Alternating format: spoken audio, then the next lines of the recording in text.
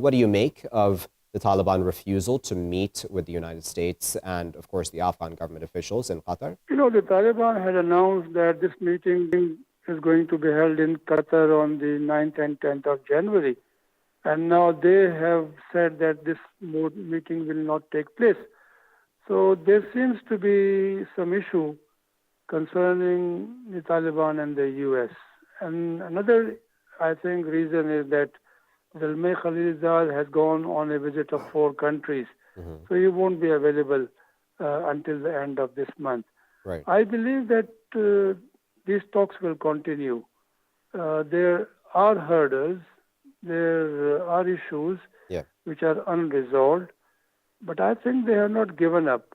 Both sides are willing to engage and to continue talking.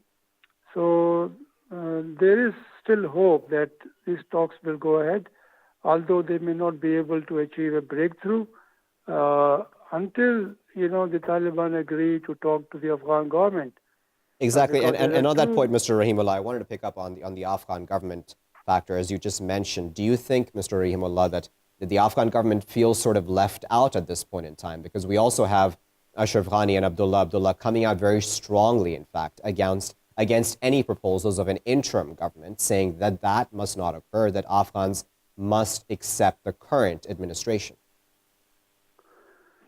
For now, yes, we can say that the Afghan government has been left out, but I think this is not going to, be like this for long, because eventually there will be talks. There has to be talks between Taliban and the Afghan government, because the issue right now, according to Taliban, is a decision, an agreement on the withdrawal of foreign forces. That has been their first and foremost demand. So they want to resolve that first. If they get a commitment about the withdrawal, even if it's not, say, quick, because earlier I remember they used to say that we want immediate withdrawal of all foreign forces. Now I think they're willing. They're a bit flexible regarding a timetable of withdrawal. And, that, I think, issue needs to be put out of the way. The Americans, cannot do this without consulting the Afghan government and taking them along. So the Americans would like the Afghan government to have a seat at the table where this issue can be discussed and maybe resolved. So there are, all these hitches, and this is not going to be the first time that talks will be postponed. I think this will happen frequently as they go along. Mr. Rahimullah, because I know you have to go, so let me just ask you a final question before we say goodbye to you. What do you make, Mr. Rahimullah, then of, when we move forward, Afghan security? Because there are many questions, aren't there, about whether the Afghans can actually keep their own country secure, can secure their air, can secure their borders, can secure land, because we know the Taliban are actually, according to many estimates, are actually growing in power. The Afghan government, we all know, is weak and vulnerable, and that's why they require, international assistance.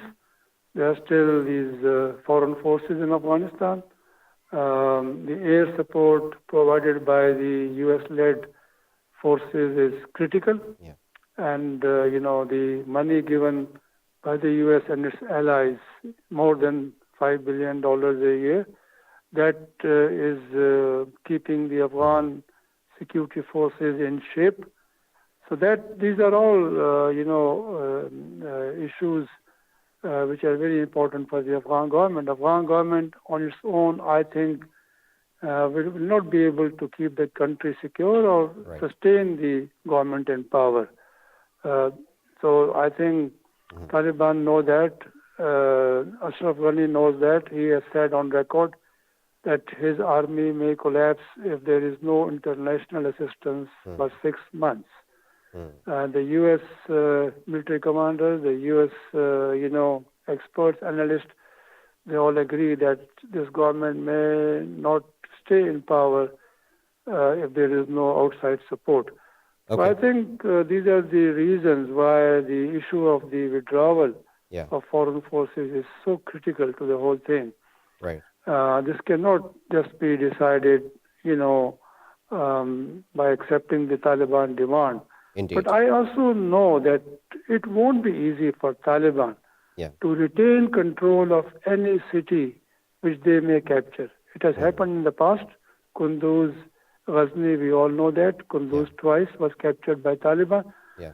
So Taliban cannot commit so many troops to keep control of a city if they capture it, or to keep control of the highways or the borders. So Taliban also have limitations. All right. On that point, then, Mr. Rahimullah, we'll leave it there with you. But of course, we appreciate your time.